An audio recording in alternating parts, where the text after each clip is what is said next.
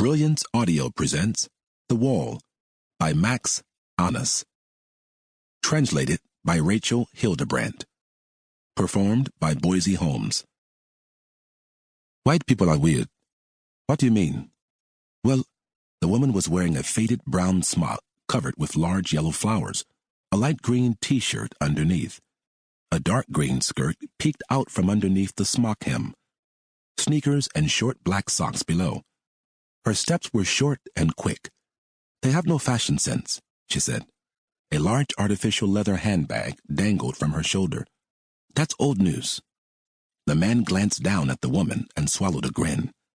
He was 2 heads taller than her and was wearing a charcoal-colored suit. They've never had a clue about that. They're still farmers, at least in their heads. Just look at them.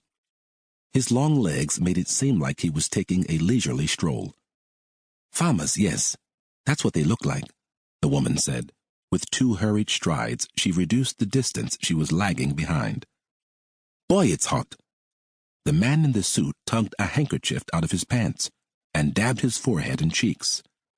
He wiped the back of his hands as well, before sticking the cloth back in his pocket.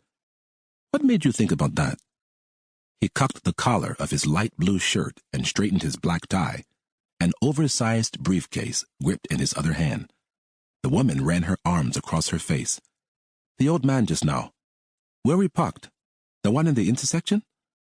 Uh-huh, the woman nodded. Baggy shorts, shirt hanging out. She took a couple of long strides to keep from falling behind. What a shirt and socks with sandals? The woman shook her head. I wouldn't even go to bed in that. You don't wear anything to bed. The woman gave the man a grim look. Did you see his eyes? Except in the winter, he grinned. And just for a second, I didn't want to stare. That would have just made him angrier. It's ridiculous. In a day or 2, he'll be telling his friends about the 2 blacks who parked in front of his crappy house. That's what makes me so mad. I mean, what does he think is going to happen to him in the middle of the day? In the suburbs? On the hottest day of the year? Exactly, on the hottest fucking day of the year. He's more likely to die of a heart attack than a mugging anyway. Even if 2 blacks did park outside his door, I hope it won't be too hard to find where we left the car later. It'll be fine. It's up near the entrance. Somebody's coming. The woman fell back a few meters, her head now lowered as she walked.